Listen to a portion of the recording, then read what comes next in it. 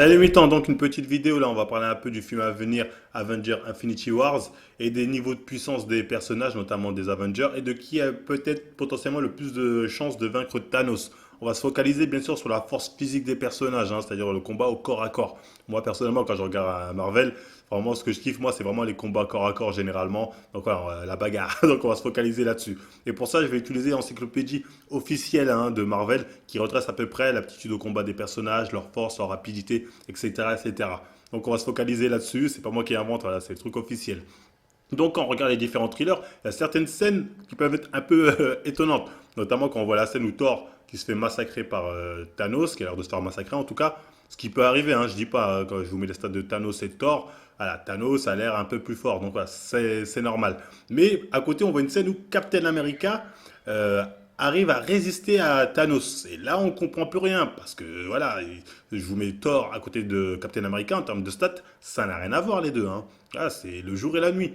Donc voilà, j'ai peur qu'il y ait une certaine incohérence au niveau des puissances là-dessus. Hein. Ce qui m'inquiète un peu. Il faut savoir que Thor, c'est tout simplement le plus fort des Avengers. Hein. Enfin, suivi de pas très loin par Hulk, hein, on va dire ça se joue entre les deux. Je parle toujours d'un point de vue physique, hein, en termes de corps à corps. Et derrière, il y a Iron Man. Juste derrière Iron Man, c'est ça le top 3.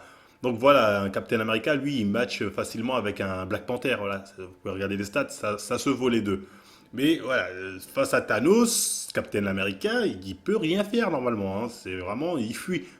Là, il s'en mange une et c'est fini, le match est fini. Donc voilà, il y a certaines incohérences au niveau des puissances que j'ai peur de retrouver dans ce film-là. Hein.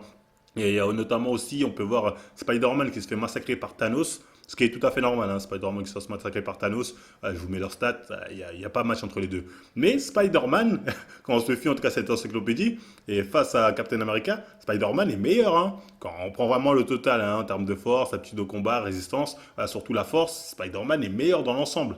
Donc voilà, Spider-Man qui se fait ridiculiser, parce que quand on regarde les extraits, il a vraiment l'air de se faire ridiculiser par sa Thanos. Et Captain America qui résiste, je dis ouais. Je dis ouais. En tout cas, en termes de force physique, c'est ouais. Ok. Donc voilà, je suis un peu inquiet là-dessus au niveau de l'incohérence des puissances.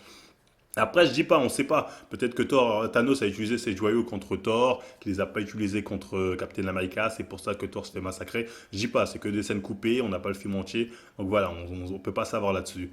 Mais voilà, c'est pour vous dire à peu près le niveau de puissance des personnages face à Thanos. Celui qui a le plus de chance, face à Thanos en tout cas encore à corps, c'est vraiment Thor suivi de pas loin, j'ai envie de dire Hulk aussi, voilà, ils ont peut-être leur chance encore à corps. Après, je vous parle même pas de, comment il s'appelle, Œil de Faucon ou la Veuve Noire. Ces deux-là, je veux même pas les voir devant Thanos. Ils ont rien ils ont rien à faire devant lui. Vraiment rien à faire devant lui.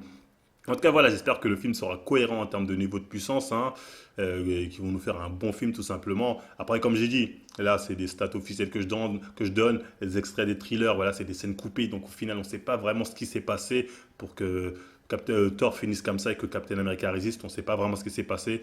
Donc voilà, c'était juste pour vous donner une idée des niveaux de puissance des personnages. Bah, petite vidéo, hein, si ça vous a plu, n'hésitez pas à liker, partager, vous abonner. Et moi, je vous dis à la prochaine émission.